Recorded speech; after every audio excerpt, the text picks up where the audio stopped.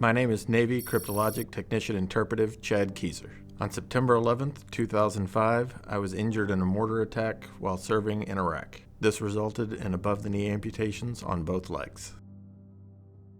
My wife's name is Beshka. She is a native Texan. We were both working at Lowe's Home Improvements. Started dating and eventually ended up married with 2 kids. They are now 20 and 21 years old. We're pretty goofy with each other. We talk smack to each other all the time. We get along well. Before I was in the Navy, I served in the Army for 3 years. So I was in the Army Infantry from 1995 to 1998. After the events of September 11th, I decided to join the Navy, decided I wanted to do something other than just shoot the guns. I wanted something that I might be able to have a career with after the military. So I went into intelligence and became a Spanish linguist. Volunteered to go out to Iraq for a 6-month deployment.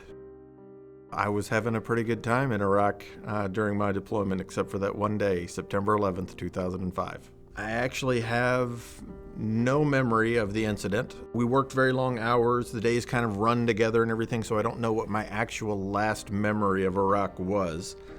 I just know that one day I woke up and I was in Maryland and my wife was there, and I said, "What are you doing in Iraq?" And she said, "You're not in Iraq anymore." I currently live in San Antonio, Texas.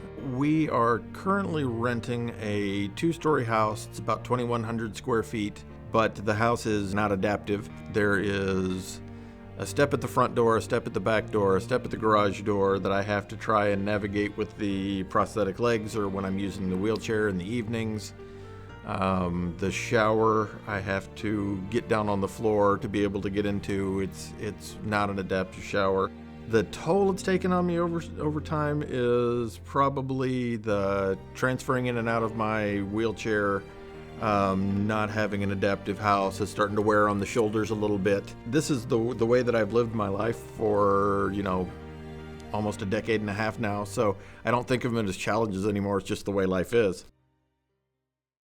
I go hunting every year in December, January with a few other veterans, and all 3 of them are Homes for Our Troops recipients. As they were telling me about it, my first thought was, all right, as soon as I get home, I'm telling this to my wife.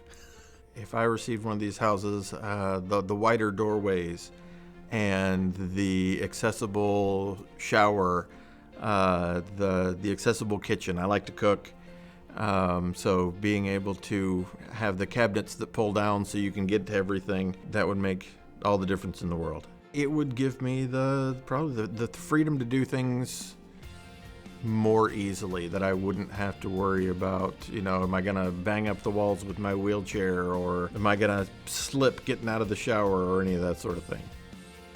Donors and supporters, just know that you're changing lives.